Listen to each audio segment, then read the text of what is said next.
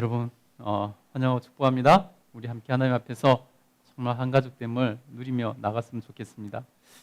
오늘은 우리가 사도행전 2장 41절부터 47절 말씀을 통해서 하나님께서 원하시는 교회라는 제목으로 은혜를 나누고자 합니다. 여러분 이번 주 토요일은 무슨 날이죠? 예, 이번 주 토요일은 무슨 일이 있죠? 예, 교회 설립 예배가 있습니다. 그동안 오랫동안 기다리고 또 준비해온 교회 설립 예배를 이번 주 토요일 날 드리게 되었습니다. 예, 코로나 상황 가운데서도 작년 5월 달에 우리가 개척을 하고 지금까지 올 수 있었던 것은 모두 하나님의 은혜고 하나님 인도하심이고 하나님께서 공급해 주신 것 때문에 온 줄 믿습니다. 모든 영광을 우리 하나님께 올려드립니다. 뿐만 아니라 사랑하는 성도님들과 또 많은 동역자님들이 헌신해 주셨기 때문에 이 일이 가능했었습니다. 이제 우리가 설립 예배를 드리게 되는데요. 여러분 설립 예배가 무엇인가? 또 궁금해 이렇게 또 아시겠지만은 혹시나 궁금해하실 분이 계실까봐 교회가 작년에 세워졌는데 무슨 설립 예배를 이제 드리나 싶겠지만은 설립 예배는 교회가 우리 교단에서 이렇게 교회로서 인정받기 위해서는 일정한 그런 조건이 있습니다. 그래서 그것이 충족되지 않으면은 교단에서 아직은 교회가 아니라 기도처로 이렇게 인정을 해줍니다. 그래서 이제 설립 예배를 드린다는 것은 교단에서 이제 정식 교회로 인정이 되고 이제부터 교회다라고 이렇게 해주는 것입니다. 그래서 설립 예배를 드리는 것은 굉장히 의미 있고 뜻깊은 일입니다. 교회를 설립하면서 설립 예배를 드리면서 우리는 다시 한번 우리 교회의 정체성에 대해서 생각해 볼 필요가 있습니다. 우리 교회의 존재 이유가 무엇인가? 사람들이 그날 참 많이 오게 될 것입니다. 이 자리가 꽉 차게 될 텐데 우리가 안내를 하고 할 때 오교회가 뭐예요? 왜 이름이 오교회예요? 오교회가 추구하는 가치는 뭡니까? 오교회의 방향은 무엇이고 어떻게 나가요? 이렇게 물어본다면 여러분이 설명을 해줄 수 있어야 되지 않겠습니까? 오교회 가족으로서 그래서 충분히 설명을 해줘야 되죠. 그래서 오늘은 우리가 우리 교회 정체성에 대해서 한번 살펴보려고 합니다. 여러분 우리 교회는 하나님께서 원하시는 그러한 교회를 추구하고 세워갑니다. 여러분 우리 교회를 하나님께서 이곳에 세우신 이유가 무엇일까요? 우리 교회가 나가기를 원하는 방향은 무엇일까요? 다시 말해서 하나님께서 원하시는 교회는 어떤 교회일까요? 저는 교회를 개척하려고 할 때 사실은 많은 고민이 있었습니다. 여러 가지 생각이 있었다는 거죠. 꼭 교회를 내가 개척을 해야 되나? 이 땅에 많은 교회들이 이미 있는데 내가 교회를 하나 더 개척해서 그것이 무슨 의미가 있을까라는 이런 고민과 이런 생각을 많이 했습니다. 그러면서 고민하면서 하나님께 기도했죠.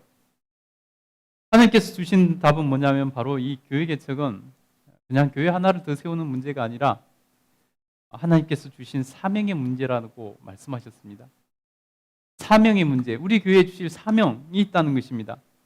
우리 교회에 주신 사명이 있고 하나님께서 우리 교회가 하나님께서 원하시는 그러한 교회가 되기를 원하신다는 것입니다.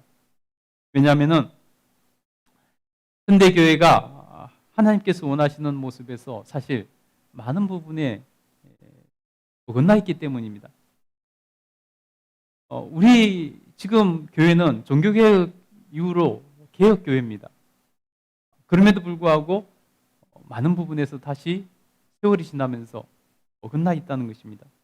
그래서 우리 오교회 하늘가족 우리가 한마음으로 하나님께서 원하시는 교회를 세워가야 되는 것입니다.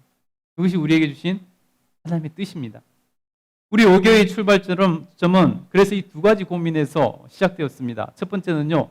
어떤 고민이냐 바로 이대로 한국교회 교인들이 이대로 신앙생활에도 천국 갈 수 있을까? 이대로 교회를 다니고 신앙생활에도 한국교회 교인들이 천국 갈 수 있을까? 둘째 질문은 이것입니다. 이대로 가면 우리 한국 교회가 유럽 교회처럼 몰락하게 되지는 않을까? 그렇다면 그 이유가 원인이 무엇일까? 하는 질문이었습니다. 이 두 가지 질문에 어떻게 해야 할까를 고민하며 하나님 앞에 기도했습니다. 우리 하나님께서는 그래서 우리 교회에 사명을 주시고 하나님께서 원하시는 진정한 교회를 세우라시는 것입니다. 그것이 우리의 교회에 주신 사명입니다. 그래서 하나님께서 원하시는 교회, 그것을 이루는 사명을 우리는 품고 우리 교회가 이곳에 태어난 것입니다.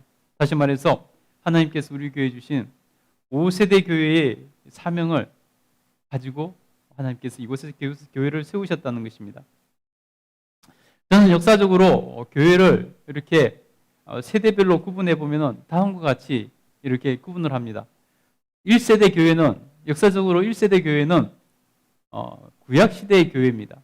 구약시대의 교회를 1세대 교회라고 할 수 있을 것입니다. 2세대 교회는 그러면 언제냐? 바로 예수님께서 부활하시고 나서 세우신 그 교회, 다시 말해서 초대교회, 우리 기독교의 초대교회가 2세대 교회입니다. 많은 핍박과 환난 가운데서 그 시간을 지냈죠. 3세대 교회는 언제냐면 바로 로마가 기독교를 공인하고 이제 교회가 공인되고 이제 제도화된 그러한 모습을 갖추고 나온 교회, 그 교회가 3세대 교회입니다. 이 교회가 중세시대를 거치면서 굉장히 많은 변질이 됐죠. 타락이 됐죠. 그래서 다시 하나님께서는 개혁을 일으키셨습니다.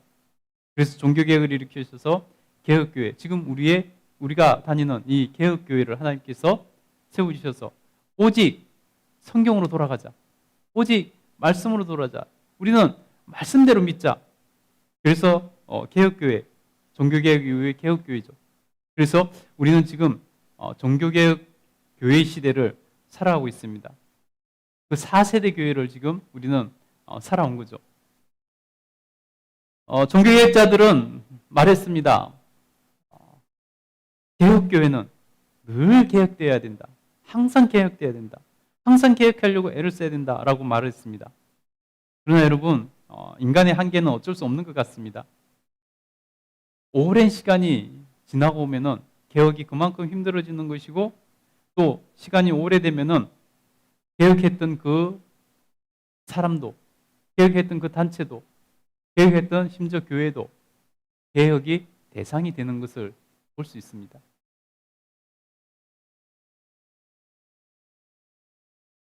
우리는 4세대 종교개혁 교회 시대를 살아가고 있습니다. 그러나 이제 세속화되고 잘못된 신앙의 양태 속에 빠져 있는 교회에서 처음 제가 질문했던 이 질문, 이대로 한국 교회 교인들이 신앙생활에도 천국에 갈 수 있을까? 이대로 가면 한국 교회는 유럽 교회처럼 올라가지 않을까 하는 이 질문에 긍정적으로 대답할 수 없는 현실이라는 것입니다. 그래, 한국 교회 성도들은 이렇게 신앙생활해도 천국 갈 수 있어. 넉넉히 가고 말고. 한국 교회는 이렇게 가도 잘 될 거야. 더욱더 힘있고 능력 있고 부흥하는 교회가 될 거야. 이렇게 대답할 수 없는 현실이라는 것이죠. 천국 갈 수 없는 교인들로 가득한 교회, 잘못된 구원관으로 삶의 변화가 일어나지 않는 교인들의 모습, 세속화되어 가면서 변질되어 가는 그러한 교회의 모습, 안타깝게도 유럽 교회의 전철을 밟아가고 있는, 그래서 이미 교세가 약해져 가고 있는 그러한 모습, 별로 희망적인 모습이 아닙니다. 더군다나 코로나로 인해서 그 속도가 더 가속화되었습니다. 그래서 우리가 이 시대에 다시 개혁되지 않으면 미래가 암울하다는 것입니다. 하나님께서는 이제 교회가 다시 종교개혁을 일으켰던 것처럼 제2의 종교개혁으로 다시 개혁해서 이제 우리가 5세대 교회로 나가기를 원하신다는 것입니다. 그래서 하나님께서는 우리 교회에 5세대 교회에 사명을 주셔서 5세대 교회로 전환을 이루어가기를 원하십니다. 그래서 우리에게 그 사명으로 교회를 이곳에 세워주셨고 개척하게 하셨다는 것입니다. 여러분, 아무도 안 나서니까, 특히 큰 교회에서 안 나서니까 우리 교회에서 그 일을 하라고 사명을 주신 것입니다. 여러분, 우리 교회가 그 일을 해야 되는 것입니다. 저와 여러분이 그 일을 감당해야 되는 것입니다. 여러분, 원래 개혁이라는 것은 주류에서 일어나지 않습니다. 주류에서 개혁을 일으킨다는 것은 거의 불가능한 일이죠. 이미 기득권이고 이미 모든 것을 차지하고 있는 주류에서 개혁이 일어난다는 것은 세상 어디에서도 거의 불가능한 일입니다. 그런 일은 일어나지 않습니다. 항상 비주류에서 개혁해서 그것이 성공하여서 다시 주류로 바뀌는 것입니다. 그래서 우리 교회는 아직은 비주류지만은 이제 개척교회 단계지만은 그래서 우리 교회는 희망이 있는 것입니다. 왜냐하면은 하나님께서 우리에게 새로운 개혁의 소망을 주셨고 사명을 주셨기 때문입니다. 여러분이 이 사역에 동참할 수 있는 것이 얼마나 큰 영광이고 복인지를 깨달을 수 있길 간절히 축복합니다. 지금은 혹시 그것이 잘 안 와닿아도 여러분 10년 후에는 분명히 여러분이 내가 그 사역에 동참한 것이 정말 영광스럽고 기쁜 일이구나 자부심을 가지게 될 줄 믿습니다. 그럼 여러분, 우리는 무엇을 어떻게 해야 할까요? 우리에게 그런 사명이 있다면 그러면 정말 하나님께서 원하시는 교회, 이 시대에 특별히 5세대 교회로 전환을 이루기를 원하시는 그 하나님이 주신 사명을 받았다면 우리는 어떻게 해야 될까요? 하나님께서 이 큰 사명을 이루게 하시려고 우리에게 5가지 구체적인 실행 사명을 주셨습니다.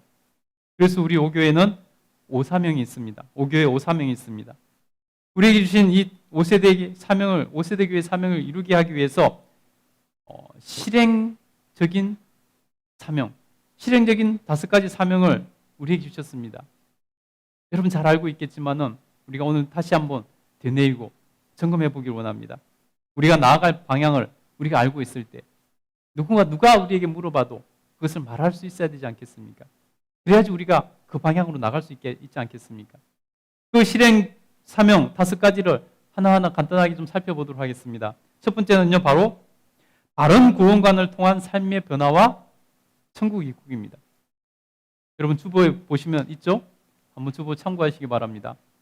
주보에 늘 있는 우리 5교회 5사명. 첫 번째는 같이 한번 읽어보겠습니다. 시작. 바른 구원관을 통한 삶의 변화와 천국 입국. 예. 우리 신앙에서 가장 중요한 것은 누가 뭐라 그래도 우리의 구원과 천국 입국입니다. 우리가 예수님을 믿을 때 우리가 예수님을 믿는 가장 큰 이유가 무엇입니까? 우리가 기대하는 것이 무엇입니까? 그것은 바로 구원을 기대하는 것입니다. 천국을 기대하는 것입니다. 그러나 한국교회 기독교인들 중에서 현재 교회를 다니는 사람들 중에서 몇 프로나 천국에 갈 수 있을까요? 여러분 우리 교회 성도들 가운데서 몇 프로나 천국에서 서로를 볼 수 있게 될까요? 여러분 우리 교회는 100% 천국에서 서로를 만날 수 있게 되기를 간절히 소원합니다. 그것이 우리의 목표입니다. 한국교회에서는 이상하게 가르치는 것이 있습니다. 그것이 뭐냐면 바로 예수님을 믿으면 구원받는다는 사실은 가르치면서 그 믿음이 무엇인가는 가르치지 않는다는 것입니다. 예수님을 믿으면 구원 받습니다. 그거 맞는 진리입니다. 그러나 예수님을 믿으면 구원받는다고 가르치면서 구원받는 믿음이 무엇인가는 제대로 가르치지 않는다는 것입니다. 또 잘못 가르치기도 합니다. 너무 심하게 많은 교회들이 사실은 잘못 가르치고 있습니다. 예수님을 지식적으로 인정하는 것이 마치 믿음이라고 가르치거나 안 가르쳐서 그렇게 생각하도록 방치한다는 것입니다. 성경을 보면요, 마귀도 귀신도 하나님을 믿는다고 분명히 기록하고 있습니다. 마귀도 귀신도 하나님을 믿고 두려워한다고 기록하고 있습니다. 여러분, 마귀도 귀신도 예수님을 알고 예수님을 하나님 아들로 인정하고 예수님을 구주로 인정하고 메시아로 인정합니다. 그래서 그들은 괴로워하고 아직 때가 안 됐는데 왜 벌써 오셔서 괴롭히냐고 호소하기까지 합니다. 여러분, 성경은 그것에 대해서 직접적으로 말씀하는 것을 볼 수 있습니다.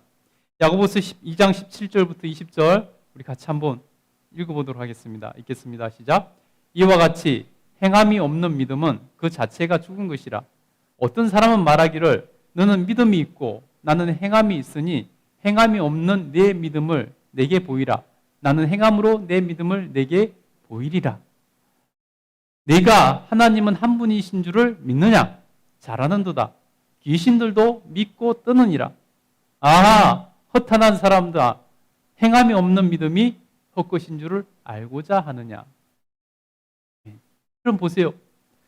하나님은 한 분이신 줄 아느냐? 하나님의 그 존재와 하나님의 능력과 하나님의 권능과 천지 만물을 창조하신 하나님의 그 위엄을 믿느냐? 잘하는도다. 귀신들도 그 하나님을 믿는다. 라고 말씀하고 있습니다. 여러분, 우리가 믿음이라고 할 때 어느 문장에서 어떻게 쓰느냐에 따라서 그 믿음의 개념이 달라지는 것입니다. 우리가 사용하는 모든 단어는, 모든 언어는 그 문장 안에서 그 내용이 결정되는 것입니다. 한 단어가 가지고 있는 뉘앙스와 분위기와 감정과 뜻이 그때그때 달라지는 것이 우리가 사용하는 언어입니다. 그런데 여러분, 우리가 이 성경에 나오는 믿음을 다 같은 것으로 해석하려고 하는 경우가 참 많습니다. 여러분, 예수님을 믿으면 구원받고 천국 간다는 것은 맞습니다. 근데 그 믿음이 어떤 믿음이냐가 중요합니다. 오늘 본문 보세요. 귀신들도 어떻게 한다고요? 귀신들도 어떻게 한다고요? 19절 다시 한번 읽겠습니다. 시작. 내가 하나님을 한 분이신 줄 믿느냐? 잘하는도다. 귀신들도 믿고 뜨느니라. 하나님이 계신 것과 하나님의 권능과 하나님 우주를 창조하신 것과 하나님이 지금도 역사하시고 역사를 운행하고 계신다는 것을 너가 믿느냐? 잘하는도다. 귀신들도 그런 믿음이 있다는 것입니다. 그러면 귀신들도 하나님을 믿으니까 구원받고 천국 갈까요?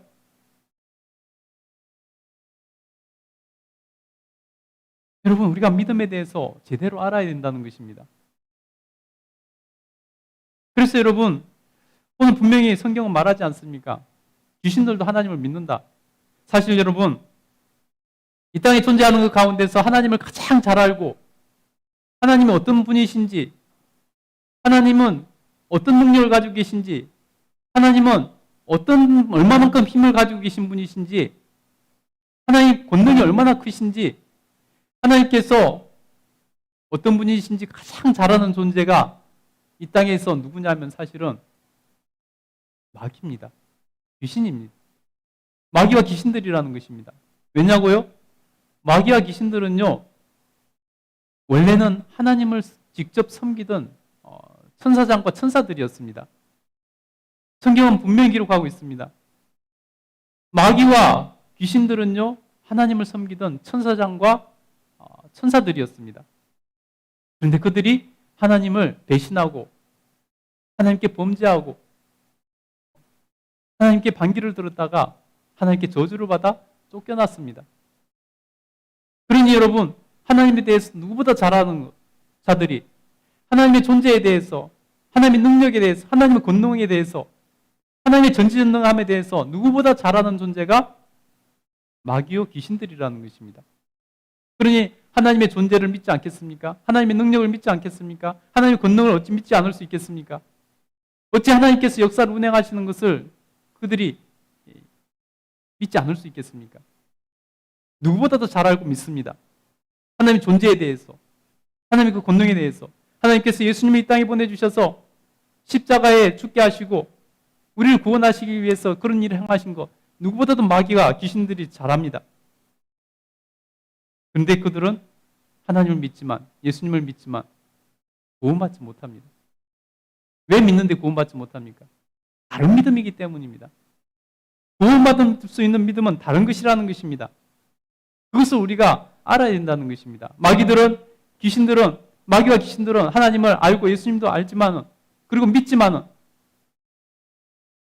그러나 구원받지 못합니다. 하나님을 대적할 뿐이라는 것입니다. 그래서 두려워 떨 뿐이라는 것입니다. 여러분, 우리에게 구원을 주시는 믿음은 어떤 믿음일까요? 여러분, 이걸 우리가 분명히 알아야 됩니다. 이걸 말하지 않고 예수님 믿으면 구원받는다는 소리만 하면은 안 된다는 것입니다. 그래서 교회들에 천국 가지 못할 교인들이 넘쳐나는 것입니다. 우리의 구원을 주시는 믿음은 오직 믿음이 증명된 믿음. 다시 말해서 아까 야고보서에서 읽었던 것처럼 믿음으로 사는 믿음, 믿음으로 행하는 믿음, 그런 믿음이라는 것입니다. 그래서 행함이 없는 믿음은, 증명되지 않는 믿음은 죽은 믿음이라고 말하는 것입니다. 예수님께서 분명히 그것에 대해서 말씀합니다. 구원받는 믿음이 무엇인가에 대해서 분명히 말씀하십니다. 그런데 여러분, 우리가 그것을 어렵다고 힘들다고 외면하고 있습니다. 성경을 왜곡해서 정말 자기 편한 대로만, 자기 유리한 대로만, 내가 수고를 하지 않아도 구원받을 수 있는 그런 느낌이 나는 그런 성경 구절을 오해하고 잘못 받아들여서 마치 그것이 진리인 양 믿고 바라고, 그러면서 자기는 구원받았다고 의시되고 다닌다는 것입니다. 예수님께서 말씀하신 분명한 기준은 볼까요? 구원받는 믿음이 무엇인지 분명히 말씀하고 있습니다. 한번 볼까요? 우리 마태복음 7장 15절부터 23절 같이 한번 읽어보겠습니다. 읽겠습니다. 시작. 거짓 선지자들을 삼가하라. 양의 옷을 입고 너희에게 나오나 속에는 노력하는 일이라. 그들의 열매로 그들을 알지니 가시나무에서 포도를 또는 엉겅퀴에서 무화과를 따겠느냐. 이와 같이 좋은 나무마다 아름다운 열매를 맺고 못된 나무가 나쁜 열매를 맺나니 좋은 나무가 나쁜 열매를 맺을 수 없고 못된 나무가 아름다운 열매를 맺을 수 없느니라. 여러분, 이 말씀 왜 합니까? 열매를 보고 그 사람을 안다는 것입니다. 열매를 보고 그 사람의 믿음을 안다는 것입니다. 믿습니다 하고 주장한다고 믿는 게 아니라, 하나님께서 인정해 주시는 것이 아니라 열매를 보고 그 사람의 믿음을 인정해 주신다는 것입니다. 이런 예를 드시고 나서 직접적으로 이제 말씀하십니다. 한번 계속 읽어보겠습니다. 시작. 아름다운 열매를 맺지 아니하는 나무마다 불에 찍혀 던져지느니라. 그러므로 그들의 열매로 그들을 알리라. 뭘로 안다고요? 그들의 열매로 그들을 안다는 것입니다. 21절입니다. 시작. 나더러 주여 주여 하는 자마다 다 천국에 들어갈 것이 아니요 다만 하늘에 계신 내 아버지의 뜻대로 행하는 자라야 들어가리라.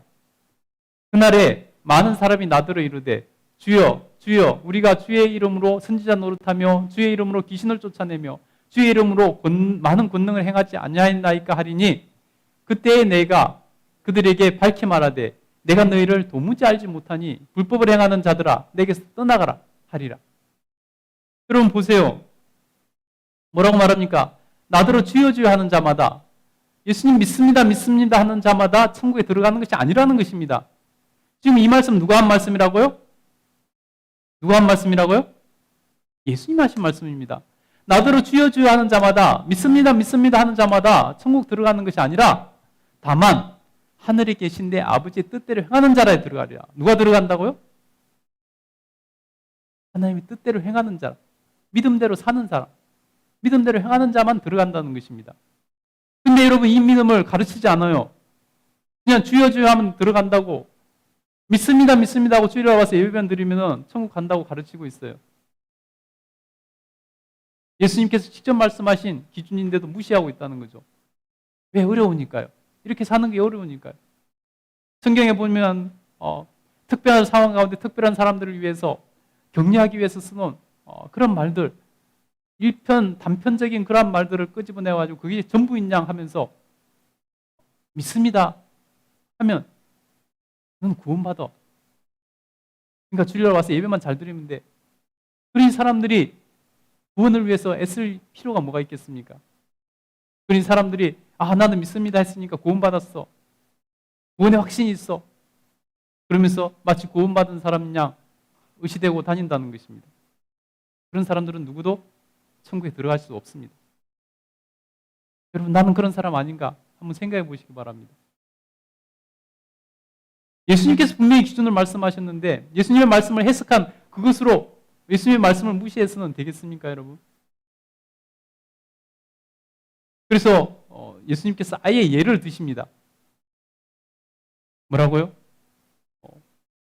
어떤 사람들이 그래서 구원받지 못해서 예수님께 호소합니다. 하소연합니다. 따집니다. 제가 주님의 이름으로 선지자 노릇하고 주님의 이름으로 귀신을 쫓아내고 주님의 이름으로 많은 권능을 행하지 아니하였습니까? 그런데 제가 왜 천국에 못 들어갑니까? 따지더라는 것입니다. 예수님께서 뭐라고 말씀하십니까? 그것으로 천국에 들어가지 못한다. 내가 너희를 도무지 알지 못하노라. 불법을 행하는 자들아 내게서 떠나라. 그것은 불법을 행하는 것이라는 것입니다. 예수님의 이름을 팔아먹은 그런 것에 불과하다라고 성경은 분명히 말씀하고 있다는 것입니다. 그러니 여러분, 우리 시대에 어떻게 개혁이 일어나지 않으면 안 되는 것 아니겠습니까? 그러니 그런 사람들이 주여 주여 하면 구원받는다고 그것만 믿고 자기 마음대로 살아가는 그 사람들이 세상에 나가 활기를 치니까 교회가 욕을 먹는 것 아니겠습니까? 여러분, 행함이 없는 믿음은 죽은 것이라 성경은 분명히 말씀하고 있습니다.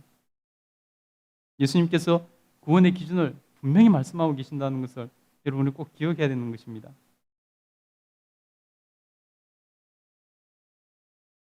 여러분,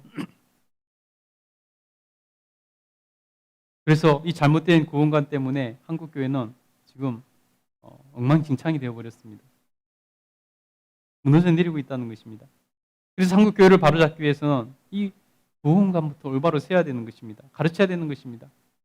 삶의 변화가 일어나지 않으면, 말씀대로 행하지 않으면 구원받지 못하는구나, 천국까지 못하는구나 하는 것을 알게 해야 되는 것입니다. 저와 여러분이 그것을 한국교회를 향해서 외쳐야 되는 것입니다. 그래야 삶의 변화가 일어나 가짜 그리스도인이 아니라 진짜 그리스도인들이 살아가면서 초대교회 성도들처럼 우리 조상들, 한국에 처음에 복음이 들어왔을 때 초대교회 한국의 초대교회 우리 선조들처럼 삶의 변화가 일어나고 그 많은 박해 가운데서도 믿음으로 살았던 그런 일이 다시 이 땅에서 일어나지 않겠습니까? 우리 교회는 이것을 열심히 가르치고 전파해야 되는 것입니다. 그래야 한국교회에 희망이 있습니다. 여러분, 가족들에게 가서 먼저 전하십시오. 여러분, 가족들에게 먼저 전하고 여러분 이웃들에게, 친구들에게 그 사실을 분명히 알려주시기 바랍니다. 그것이 여러분, 우리가 하나님께서 원하시는 교회를 세우는 첫 번째 사명입니다. 두 번째는요, 자기주도형 신앙인이 되는 것입니다. 여러분, 먼저 자기주도형이라 그러면은 우리가 쉽게 오해하기 쉬운데 내 맘대로 신앙생활해도 된다라고 오해하면 안 됩니다. 그 말은 절대 아닙니다. 수동적으로 신앙생활을 하지 말자는 것입니다. 교회에서 제발 성경 좀 읽어라, 제발 기도 좀 하라 해도 안 합니다. 왜 그럴까요? 안 해도 구원받을 수 있다고 착각하고 있기 때문입니다. 첫 번째 말했던 그 구원론이 잘못됐기 때문입니다. 안 해도 되는데 구원받는데 뭐하러 굳이 그것을 할 것인가, 이렇게 생각하기 때문이라는 것입니다. 그러나 여러분, 우리가 하나님을 알지 못하면 제대로 살아갈 수 없기 때문에, 행함이 있는 믿음을 가질 수 없기 때문에 우리는 말씀을 읽고 기도를 해야 됩니다. 그래서 누가 지적하지 않아도 스스로 적극적으로 하나님 관계를 위해서 말씀을 읽고 기도하고 나가는 그런 자기주도적인 신앙인이 되어야 된다는 것입니다.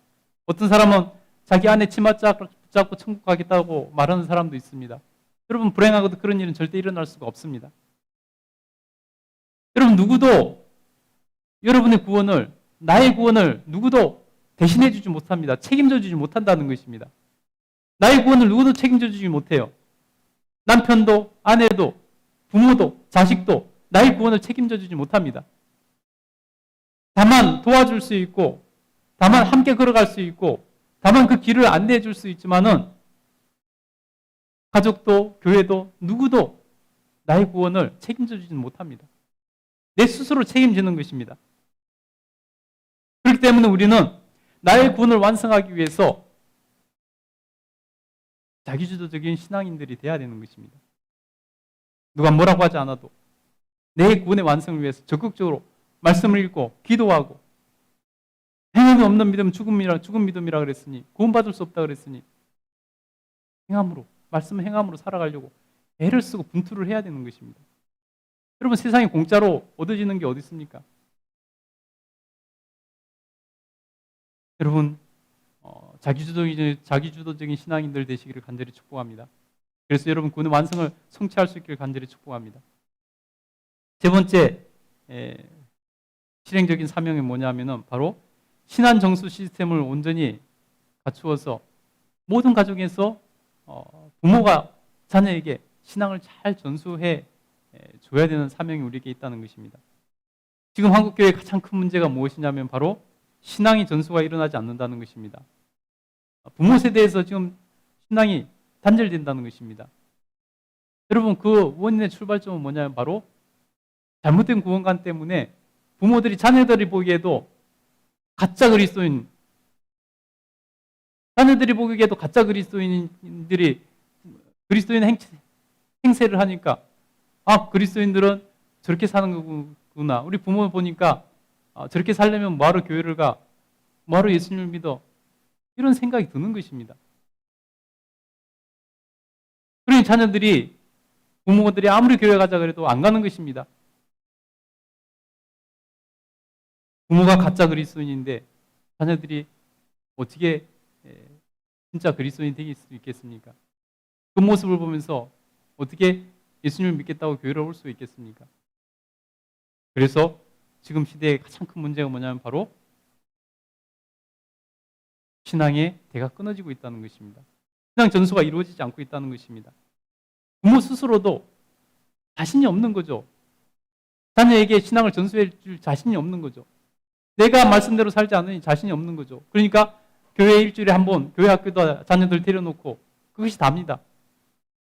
그러면서 자녀들의 믿음이 생기길 원하고, 그러면서 자녀들이 구원받기를 원한다는 것입니다. 얼마나 잘못된 것입니까?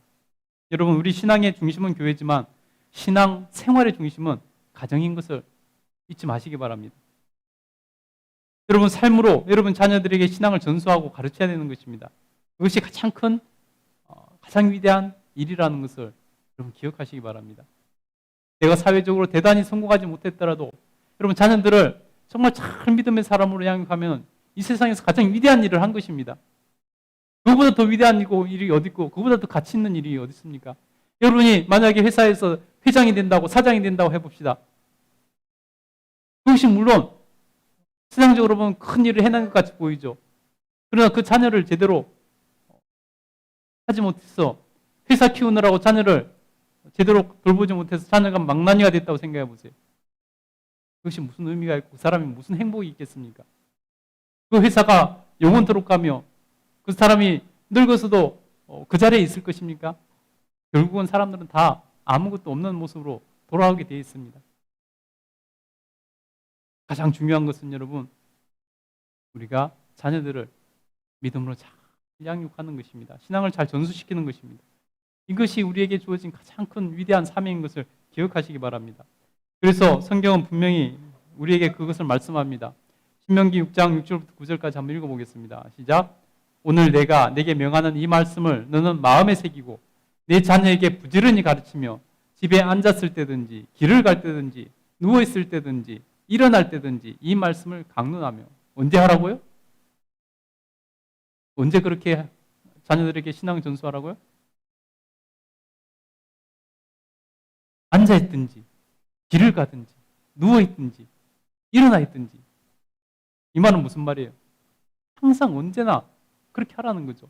부지런히 가르치라는 것입니다. 부지런히 전수하라는 것입니다. 계속 읽겠습니다. 너는 또 그것을 내 손에 매며 기호를 삼으며 내 미간에 붙여 표를 삼고 또 내 집의 문설주와 바깥문에 기록할지니라. 자녀들에게 본을 보이라는 거죠. 내가 성경이 되고 내 자신이 성경이 되고 내 자신을 통해서 자녀들에게 하나님을 볼 수 있게 해주라는 것입니다. 여러분, 우리 인생에서 가장 위대한 일은 자녀들을 키우는 일입니다. 여러분, 자녀들을 잘 키우는 일이 대통령을 하는 것보다 더 위대한 일입니다.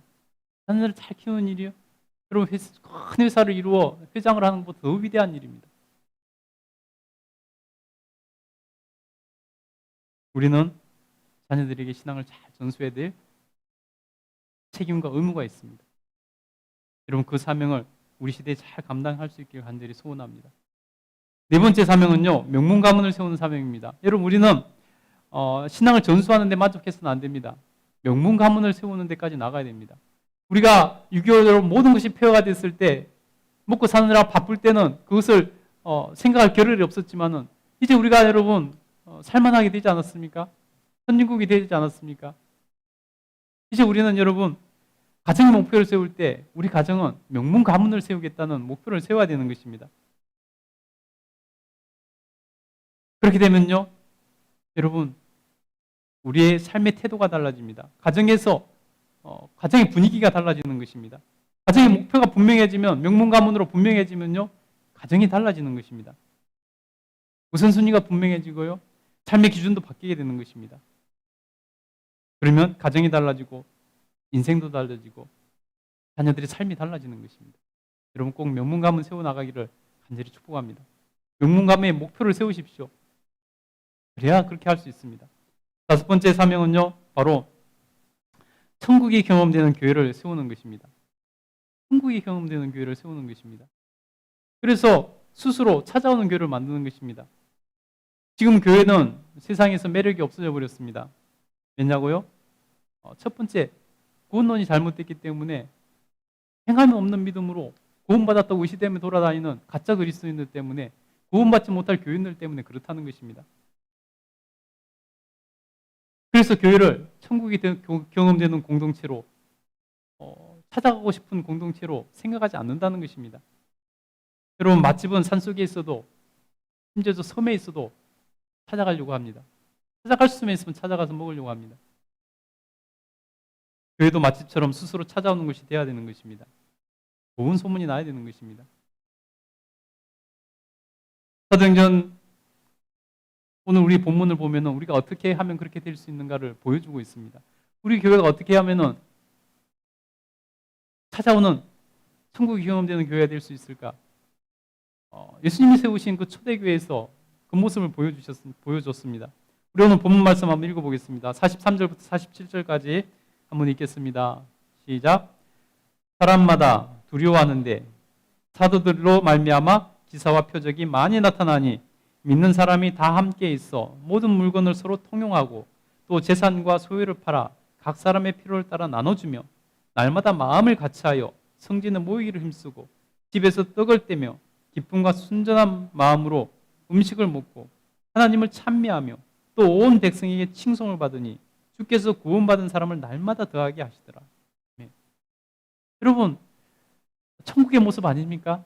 내 것 내 것 없이 서로 통용하고 서로 위해주고 마음을 같이 해서 서로 마음을 나누고 또 모이기에 힘쓰고 같이 먹고 떡을 떼며 기뻐하고 순전한 마음으로 음식을 먹고, 여러분 사람들에게 부러움을 받는 그래서 백성들이 칭송을 했다는 것 아닙니까? 그래서 스스로 그 공동체에 속하고 싶어서 찾아와서 날마다 믿는 사람이 더하여 갔더라라고 말씀하고 있습니다. 여러분, 우리는 이런 교회를 만들어야 되는 것입니다. 누구든지 와서 천국을 경험할 수 있는 교회, 그래서 오고 싶어하는 교회, 소문이 나서 저 교회 가면은 천국을 경험할 수 있어.